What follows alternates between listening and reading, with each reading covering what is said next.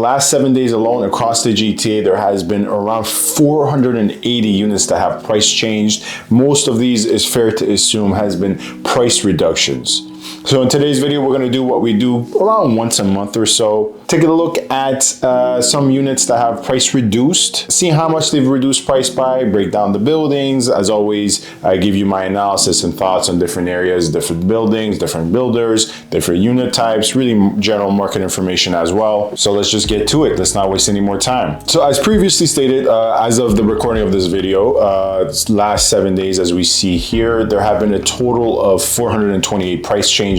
If you're curious, there has been 1,700 new listings. If you're curious, there have been 1,700 new listings, 446 sold in the last 7 days, 128 expired, and then 522 terminated. But let's just take a look at some price changes. Let's break it down now by maybe just downtown. First to start, let's take a look at these 106 units that have price changed in downtown Toronto. Once again, it's fair to assume most of these price changes are price reductions, but let's just see, maybe some of them aren't. So here we have it. We have the new price here and the original price in the column next to it. And we have all 106. And this is just exclusively for downtown. Obviously, some of them are like mistakes such as this, where they accidentally listed at $515. Clearly, this was a mistake and they intended of listing it at $515,000. And the funny thing is, I'm sure at $515, I would get like 18 comments saying, that's so overpriced, not even worth $300. I'll give $250 max. But let's see what stands out. For instance, you have this one in 14 York, unit 3410. It was originally priced for $549, now they're priced for $449.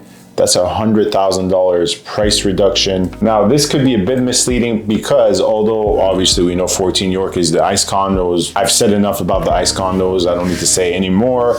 If you don't know my opinions on the ICE condos, avoid if possible. Nonetheless, even though this is the ICE condos and it's a 100K price reduction, this is most likely a desperate attempt at an offer night. So they're still most likely wanting more than the asking price. Nonetheless, 1+1 with one washroom. The interior is a typical ICE condo floor plan.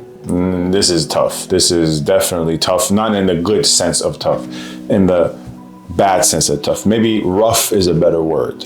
And then we have something with a minor price reduction, such as this unit in 120 Bayview, unit S810. That was originally priced for $575, now priced for $550. The Canary District or the Canary Commons is actually quite growing on me. It has a locker, no underground parking. And these buildings aren't perfect, but they're surprisingly decent.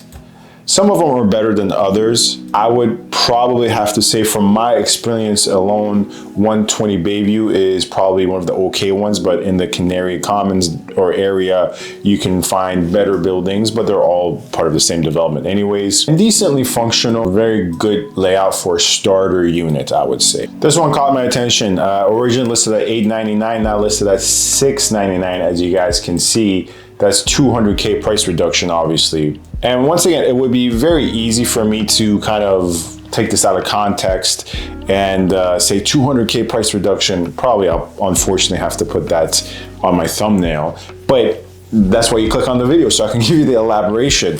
The elaboration here is that, once again, most likely this is, hey, we can't sell it at $899. We're getting really lowball offers. Let's just price it at something that we think is ridiculously underpriced to induce that auction style bidding method. And that's such a mistake in today's market. I'm also working with sellers. Matter of fact, today, after the recording of this video, I'm gonna go for a staging of a listing I'm bringing on market. If you want to see more of that, go follow me on Instagram or wherever else. But the point is, when I'm working with sellers in today's market, I'm telling them either price something relatively well. Obviously, we can price it a little above what you might think it's worth, or I might think it's worth, to leave room for negotiation and extracting a little, but it can be egregious, or don't sell.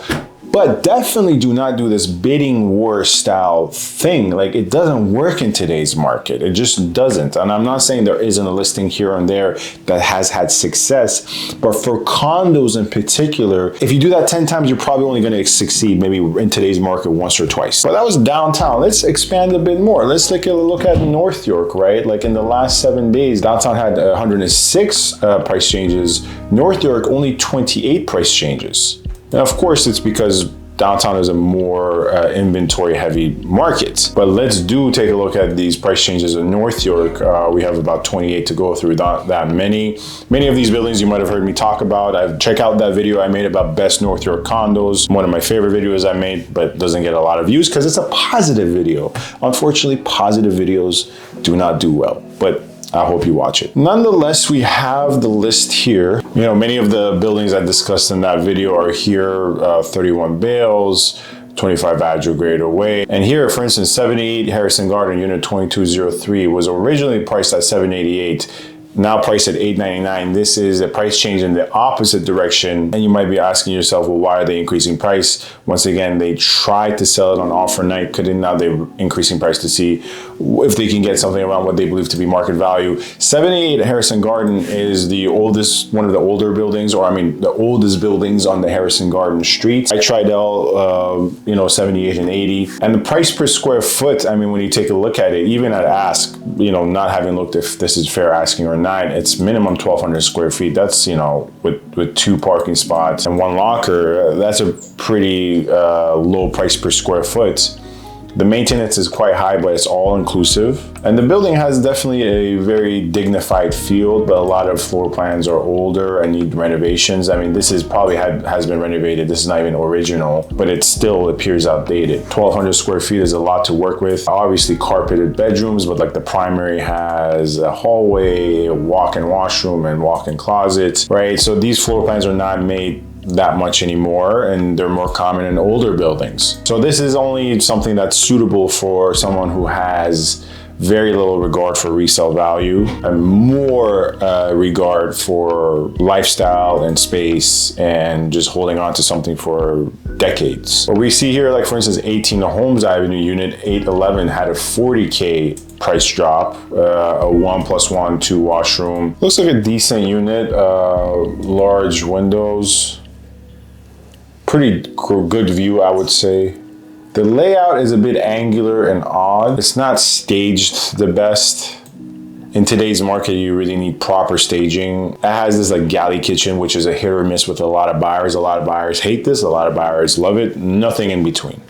But really, what's a lifesaver when you have a 1+1 or even a 1 bed is always the 2 washrooms. I really do not like a lot of 1 beds or 1+1s, especially with 1 washroom, let alone 2 beds with 1 washroom. To me, that requires a trigger warning. 2 washrooms, I think, at least 1.5 are a really safe bet. And I always tell buyers when I work with them, if we can get a 1 or 1+1 with 2 washrooms as opposed to 1, it really will be a lifesaver for you, whether you realize it or not. Then let's take a quick look at Midtown. Midtown, by comparison, had 23 price changes.